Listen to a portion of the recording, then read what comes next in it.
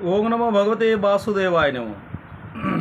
दर्शक भाई बहन बंधु एवं माताओं, आज चर्चा का विषय वस्तु है जीवन में अगर हम लोग गीता का अध्ययन करते हैं तो गीता ही जीवन का सार है। गीता हमें जीवन में चलने के लिए राह दिखाते हैं और ये जीवन का गुरु है। इसलिए पूरा विश्व आज गीता को जीवन का सर्वोपरि मानकर सब गीता को मानते हैं। भगवान श्री कृष्ण द्वारा दिए गए उपदेशों को जीवन का सार इसलिए मानते हैं क्योंकि जीवन धन्य हो जाते हैं। जीवन में हम लोग हर काम को, हर बाधा, हर विघ्न को आसानी से पार करके जीवन को सार्थक बना सकते हैं। गीता किसी विशिष्ट व्यक्ति, जाति, वर्ग, पंथ, देश, काल या किसी रूढ़िवादी संप्रदाय का ग्रंथ नहीं, बल्कि यह सर्वलौकिक, सर्वकालिक धर्म ग्रंथ है। यह प्रत्येक देश, प्रत्येक जाति तथा प्रत्येक स्तर के प्रत्येक स्त्री पुरुष के लिए है, सबके लिए है। केवल दूसरों से सुनकर या किसी से प्रभावित होकर मनुष्य को ऐसा निर्णय नहीं लेना चाहिए कि जिसका प्रभाव सीधे अपने अस्तित्व पर पड़ता है। गीता हमारे जीवन के सार्थक सभी प्रत्येक पथ को वो दिखाते हैं। हिंदुओं का वेदों में ये प्रमाण दिया गया है। वेद का अर्थ ही होता है कि ज्ञान, परमात्मा की जानकारी।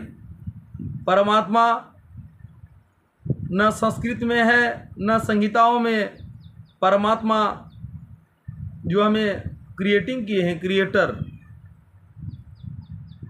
हमारे अंदर है, हमारे साथ हर समय है और हम हर जगह देख सकते हैं, प्रति पल हमारे साथ रहते हैं। विश्वामित्र चिंतन कर रहे थे, उनकी भक्ति देखकर ब्रह्मा जब आए, बोले कि आज तुम ऋषि हो गए हो, तो विश्वामित्र को संतोष नहीं हुआ। चिंतन में लगे रहे। कुछ काल पश्चात देवताओं सहित ब्रह्मा पुनः आए और बोले आज से तुम राजर्षि हो गए। किंतु विश्वामित्र का समाधान न हुआ। वे अनवरत चिंतन में लगे रहे। ब्रह्मा देवी संपदाओं के साथ पुनः आए और बताएं कि आज से आप महर्षि हुए। विश्वामित्र ने कहा कि नहीं, मुझे जितेंद्रिय ब्रह्मर्षि कहें। ब्रह्मा जी ने कहा अभी तुम जितेंद्रिय नहीं हो। विश्वामित्र पुनः तपस्या में लगे रहे। उनके मस्तिष्क में तपस्या का धुआं निकलने लगा। तब देवताओं ने ब्रह्मा से निवेदन किया। ब्रह्मा उसी प्रकार विश्वामित्र से बोले अब तुम ब्रह्मर्षि हो।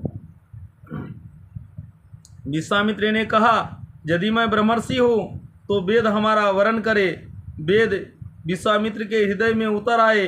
जो तत्व विदित नहीं था विदित हो गया। यही वेद है, न कि पोथी। जहाँ विश्वामित्र रहते हैं वहाँ वेद भी रहता है। उसी प्रकार से प्रत्येक ऋषियों ने एक एक वेद, एक एक पुराण का निर्माण किया। तो अगर हम जीवन को सार्थक बनाना चाहते हैं तो हमें हमारे पूर्वज जो करके गए हैं उनकी पथ पर अगर चले तो हम आसानी से जीवन को व्यतीत कर सकते हैं, प्रेमानंद से व्यतीत कर सकते हैं। श्री कृष्ण जी कहते हैं कि संसार अविनाशी पीपल के वृक्ष है। ऊपर परमात्मा जिसका मूल है और नीचे प्रकृति पर्यंत शाखाएं उनकी है। जो इस प्रकृति का अंत करके परमात्मा को विदित कर लेते हैं वही वेदविद है। अर्जुन, मैं भी वेदविद हूँ। अतः प्रकृति के प्रसार और अंत के साथ परमात्मा की अनुमति के नाम ही वेद है। यह अनुभूति ईश्वर प्रदत्त है। इसलिए वेद अपौरुषेय कहा जाता है। महापुरुष अपौरुषेय होते हैं। उनके माध्यम से परमात्मा ही बोलते हैं।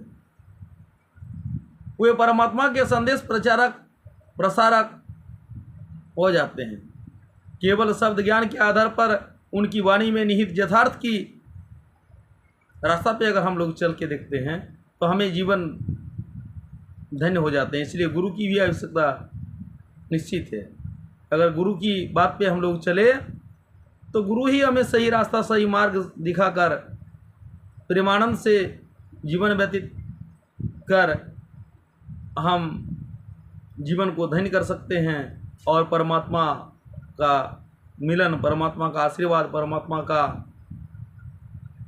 दर्शन कर सकते हैं। तो दर्शक भाई बहन बंधु एवं माताओं से विशेष आग्रह है कि जो सिर्फ वीडियो को देखते हैं, चैनल को अभी तक सब्सक्राइब नहीं किए हैं, उनसे आग्रह करते हैं कि please subscribe my channel, like and share और अपना प्यार कमेंट में ज़रूर दीजिएगा। इसके आगे का वीडियो में भगवान श्री कृष्ण जी जो परमेश्वर है, जोगी पुरुष है, आदि है, अनादि है, जो सर्वेश्वर है, जो मायातीत है, माया उनके अधीन हो रहते हैं, उनकी मुखार बिंदुओं से निकले हुए उनकी मधुर वाणी गीता का सारांश के पाठ आगे का वीडियो में जरूर बताएंगे।